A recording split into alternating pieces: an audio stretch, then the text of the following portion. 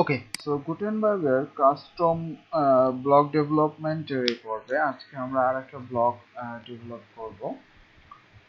So এই জন্য আমাদের ওই প্রজেক্টটা আমরা প্রথমে npm স্টার্ট করে নেব অবশ্যই। সো এবার আমরা যেটা করতে পারি সেটা হচ্ছে যে আমরা এই যে এখানে সিম্পল একটা ব্লক করে দেখাইছি, যেটার স্টাইল চেঞ্জ করতে হবে, তারপরে আমরা কোনো একটা লেখাও চেঞ্জ করতে পারছি না। সো এটা যদি আমরা একটু রান করি তাহলে দেখতে পারবো আসলে আমাদের কি অবস্থা ছিল। সো প্রজেক্ট এর মধ্যে প্লাগইনস। সো আমি অ্যাডমিন প্যানেলে যাই।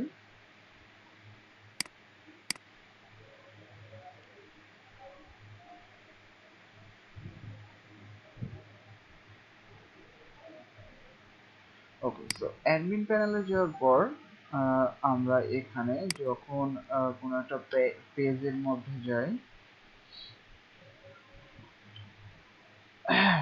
আচ্ছা এখানে আমাদের এই পেজটা এলিমেন্টর করা আছে। আচ্ছা আমরা তখন নতুন একটা পেজ ক্রিয়েট করি।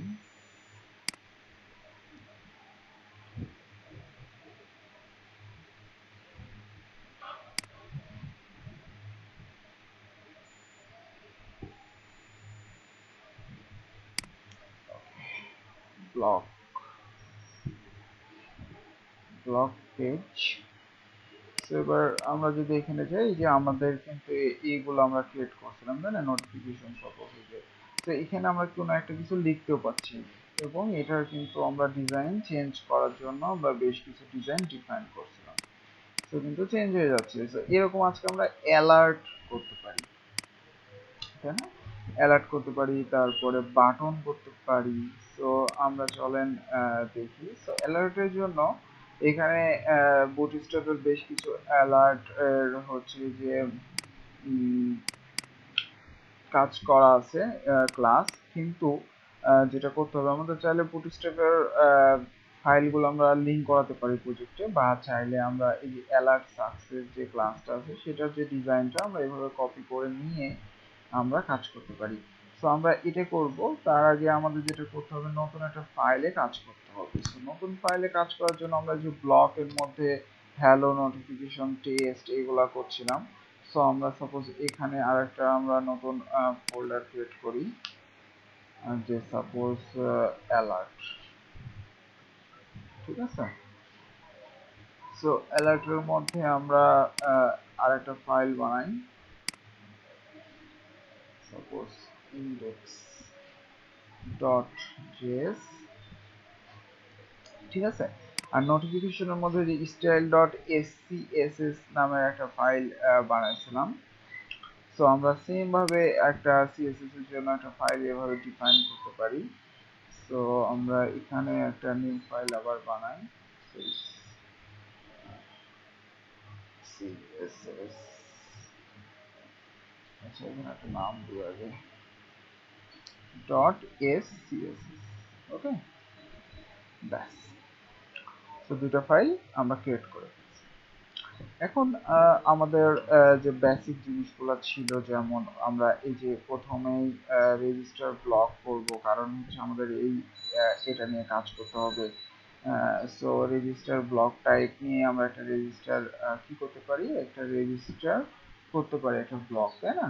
আমরা এর আগে দেখেছি। সো প্রথমে আমরা এটা করব, তারপরে এখানে আমাদের প্লেন টেক্সট মানে হচ্ছে কোনো একটা টেক্সট চেঞ্জ করার জন্য আমরা এটা নিতে পারি। তারপরে কনস্ট্যান্ট, এখানে আমাদের এটা লাগবে, কারণ হচ্ছে আমরা যদি সাপোর্ট দিতে চাই ট্রান্সলেটেবল। ঠিক আছে, তো প্রত্যেকটা জিনিস কিন্তু আমরা অলরেডি দেখছি সেম স্টাইলে হবে। তো আমি এগুলাই নিচ্ছি এখানে, কিন্তু বুঝে বুঝে আবার আমি বলে দিচ্ছি, কারণ একই জিনিস জিনিস থাকবে, তাহলে যে এখানে এখন আমরা স্টাইল গুলো চেঞ্জ করব।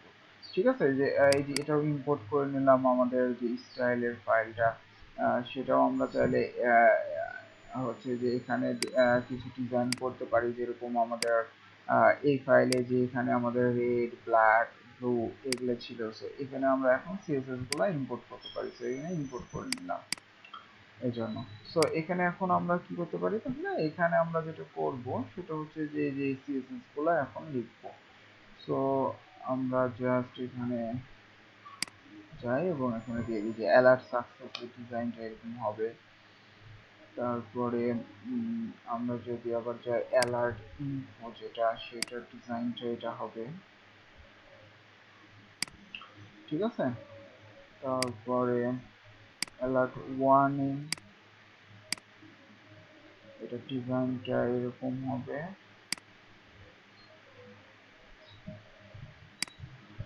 তারপরে অ্যালার্ট ডেঞ্জার,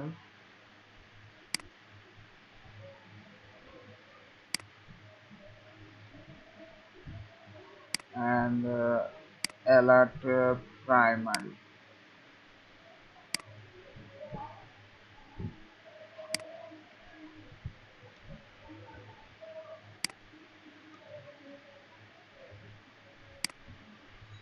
আচ্ছা সেকেন্ডারি ডার্ক লাইট, আচ্ছা আমরা ডার্কটা দিই। ব্যাস এই কয়েকটা ডিজাইন সাপোজ আমরা করব। ওকে,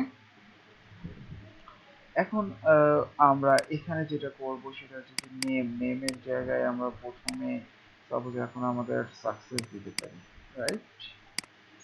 সাকসেস, দেখেন কনসেপ্ট কিন্তু একই, হ্যাঁ কনসেপ্ট কিন্তু একই।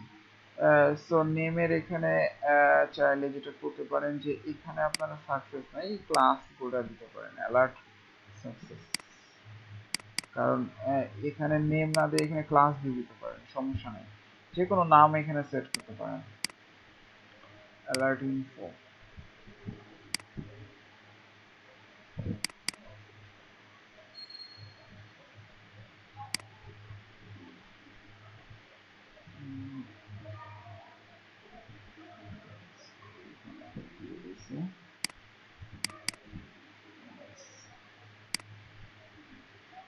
অ্যালার্ট ওয়ার্নিং,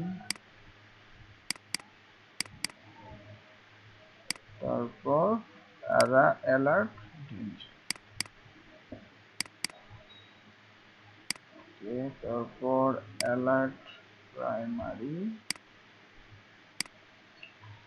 আমি এটাকে আবার কপি করলাম,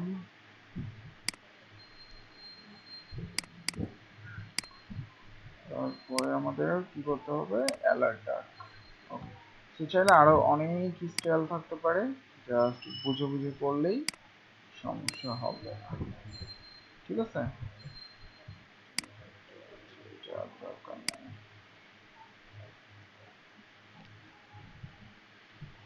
অ্যালার্ট প্রাইমারি ছিল সম্ভবত, সরি। ওকে, এখন এই যে নামগুলো চেঞ্জ করতে পারেন, ডার্ক, লেভেল গুলা প্রাইমারি, ঠিক আছে। ইনফো,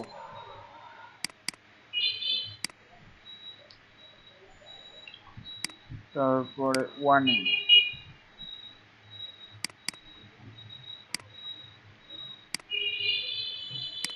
ডেঞ্জার,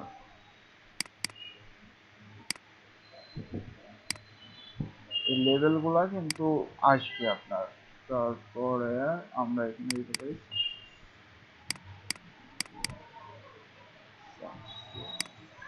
ওকে, ব্যাস আমাদের কাজ এতটুকুন কমপ্লিট। আচ্ছা, তারপর আমরা যেটা করছি সেটা হচ্ছে যে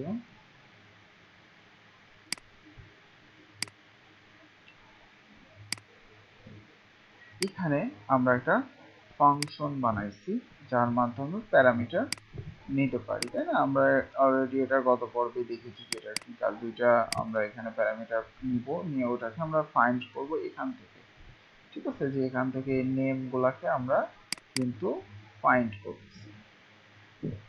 ওকে, তারপরে আমরা যেটা এখানে বলছে যে স্টাইল যদি ট্রু হয় তাহলে নেম ডিফল্ট ভাবে আমরা একটা এটা পাবে, বাট আমরা চাইলে একটা ডিফল্ট ভাবে এখানে সেট করে দিতে পারি। সাপোজ প্রথম অবস্থায় অ্যালার্ট সাকসেস এইট, সো এটা আমরা এখানে দিয়ে দিতে পারি। ব্যাস।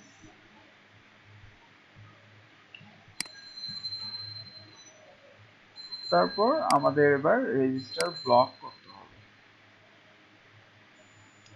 সো আমাদের সেম যে জিনিসটা সেটাই আমরা নিতে পারি। তো এটা আমরা পরের পর্বে